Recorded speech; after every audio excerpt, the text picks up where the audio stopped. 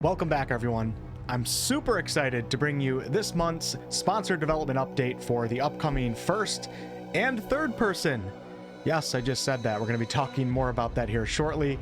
Dark fantasy RPG Tainted Grail, the Fall of Avalon. Unlike previous months where the devs over at Questline would give me these large lists full of tweaks, changes, and additions to the game that they've been working on, this month there's really two specific things I want to highlight here: release date and the third person perspective, of course. But do note that they have been improving pretty much everything that you can possibly think of, and I'm going to show you some cool stuff as the video progresses. But first, watch me kill some chickens in the gameplay testing arena.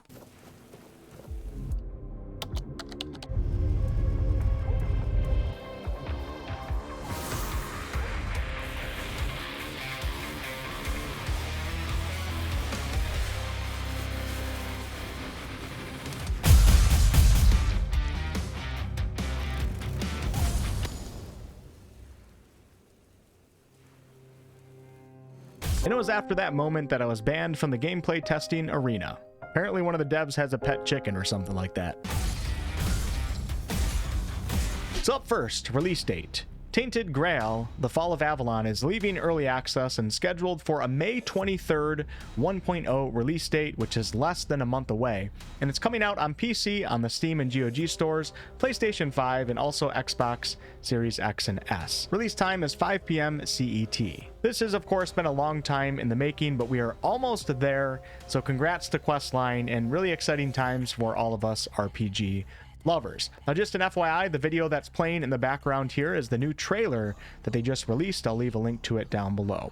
Now, with version 1.0, the official release, you're looking at 50 to 70 hours of playtime in the game's 3 very large regions. We have a full branching main story quest with hundreds of different endings. There's a few main endings, but then there's a ton of other variants that you can have depending on what characters you made friends with, which ones you kept alive, etc. 200 plus side quests, 250 plus unique NPCs, 400 plus unique weapons including shields, 55 plus unique spells, and 14 soul cubes, 75 plus dungeons in this game. Dungeons are of course a big focus, and 100 plus unique enemies including variants. But on to the other major news and really the focus of this update video, and this is of course the introduction of the third person perspective to the game. So as you can see right here, I am in the first person perspective, of course, and I'm in chapter 1, so not really any spoilers going on here, although I do have some really good armor and weapons that I used cheat codes to obtain so my character could look a little bit cooler. But the devs have stated many times in the past that there would be no third person in this game. Well, the times have changed, my friends, and with the simple click of a button, we have now entered into the third person perspective. You can also change this in the options. And this is very unexpected for many of us, including myself, as the devs have stated in the past that third person was not going to be an option, but they decided to make it happen. And this mode will be available on official release on May 23rd. Some of you are probably thinking that the camera is a bit too close to the character here. And I agree. And it's actually one of the first things that I asked the devs about, and they actually sent me this video right here that you're looking at of what they're working on. And as you can see, they're adding a camera distance slider in the options, and you should be able to do this with your mouse scroll as well. And I'm assuming there'll be something on controller. In this video, however, as you can see, I don't have access to that feature yet, so the camera is going to be this distance for the entirety of the video. Now, the devs do want to make it clear that this is a rather last-minute addition to the game for them, and that the game was not designed from the ground up for this perspective. Let me call in my wolf companion here. Summons are back. Oh no, now we're gonna have to kill this guy. That's okay, we can do a little combat demonstration. We got the bow right here. Oh, that was a great shot. And they told me that it's more of an accessibility feature for people who can't play first-person games but really want to check out the game. They told me this before I was able to mess around with it a bit on these testing servers, so I was coming into this thinking that it would be pretty bad and more so just an option for players to see their character and maybe just travel around just to be able to see a little bit as you're traveling. But as I started playing, even just a few minutes into it, I started messaging them stuff like this. The spell shooting in third is awesome. Caps lock on. So right here I have Scorching Pathway and Hailstone in my hands. Let's go ahead and pull some aggro here. Hey guys, what's up? I'm gonna shoot a spell this way too so you guys can see. Look at how good that looks, and I can charge it up too. Now let's slice these guys up with a Scorching Pathway. Feels so good. It feels so good. We'll snipe this guy with a little bit of a scorching pathway. Oh my gosh.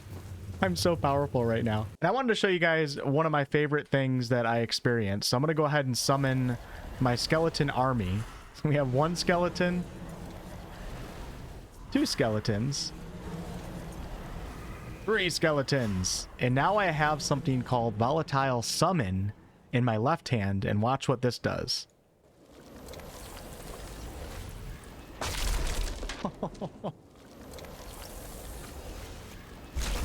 Explodes targeted summon, dealing 40% of its max health as damage in an area around it. So it's an AoE explosion of your own summons. Let's try it on this guy down here. Call in a skeleton. He has no idea I'm behind him. Maybe sneak up a little bit. There we go. All right. 3, 2, 1. Oh, that skeleton's too powerful. Hey.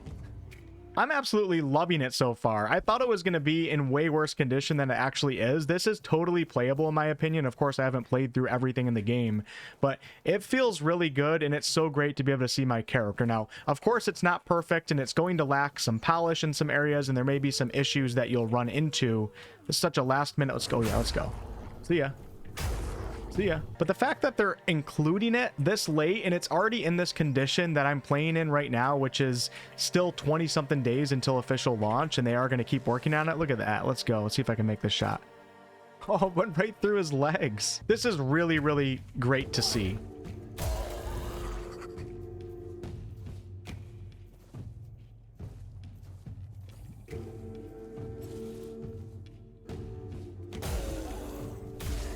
My character's really powerful because I have really good items and I also cheated with my attributes. Now, the third person mode should work with everything in the game just like first person does. It just isn't going to be necessarily as polished in all of those areas. It'll work with dialogue.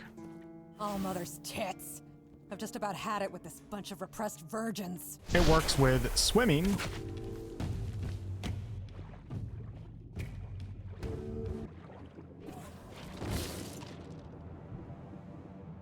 It, of course, works with combat.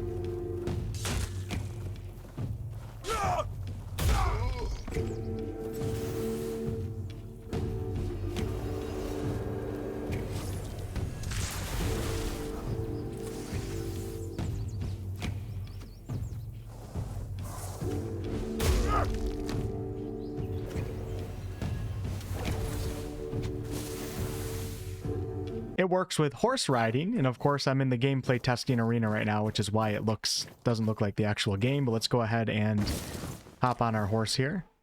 Guess I gotta steal it. We got some nice animations to go with it too. This is all new. I haven't seen any of this yet. Look how that looks really good. And the list goes on. Let me go ahead and just do something crazy here in the gameplay testing arena. Watch this. You go. Oh no, I fell off the map. So yeah, the third person mode is still being worked on, and like I said in the beginning, it's not a feature that was designed from the ground up alongside the game. This is something they are implementing last minute here, but I gotta say, for a last minute addition, I think it's going to make a lot of fans very, very happy, and I'll definitely be playing the game in a mixture of both first and third. So much in this game just continues to improve. Look at the soul cubes that I have in my hand right now. Look at how they are visually represented. It looks great in first person and they look great also in third person. And soul cubes, for anyone who are not aware, are these items that you can use accompanying a melee weapon or perhaps a spell, and depending on the soul cube that you have, each soul cube will charge up by you doing a certain thing. For example, the soul cube in my right hand right here charges up by killing 10 opponents, and once I've killed 10, then I can unleash its devastating effect, which is summoning a tornado which sucks up everyone within a 5-meter radius. And I really, really appreciate how you can see the little tornado inside the soul cube on my right hand right here. This is really, really impressive. And I'm going to show you guys this soul cube in action. I'm going to kill 10 chickens, of course. Get the killing over quick and easy. And if we take a look at the soul cube now I have 10 out of 10 charges. So let's summon in some actual monsters and let's unleash this soul cube. Here we go.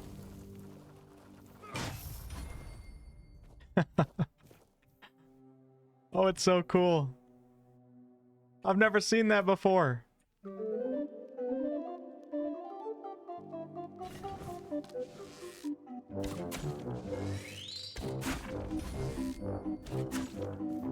Might be the coolest thing I've seen in this game.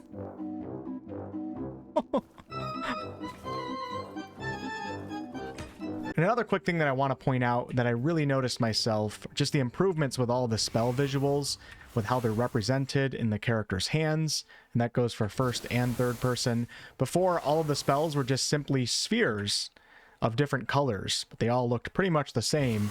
And now we have all of these unique spells and all of these interesting particle effects and animations to go along with them. This is one of my favorites. And there's also a spell that turns NPCs into cheese, which is very interesting. 3, 2, 1. We got all this cheese on the ground. That's great. And the last topic of this video is a little bit spoilery, so go ahead and exit the video now if you are satisfied. The devs have added a couple new dungeons to the game in which you'll be able to learn more about the Knights of the Round Table, the original Knights of the Round Table who arrived with Arthur on Avalon 600 years ago. So I'm showing you one of these dungeons right now, an unfinished dungeon, but as you can see, this is quite the art piece for a dungeon. Very exciting to think about exploring it. I'm actually not going to go much further myself because I don't want to spoil it for myself. And that's going to be it for this video. Hopefully you guys have been enjoying these monthly development updates. If you missed the previous months and you want to learn more about soul cubes and wands and stuff like that, I'll have links down below. But May 23rd is the official release for this game. PC, PS5, and Xbox Series. And third person is now a part of this game. Super exciting. Catch you guys in the next one.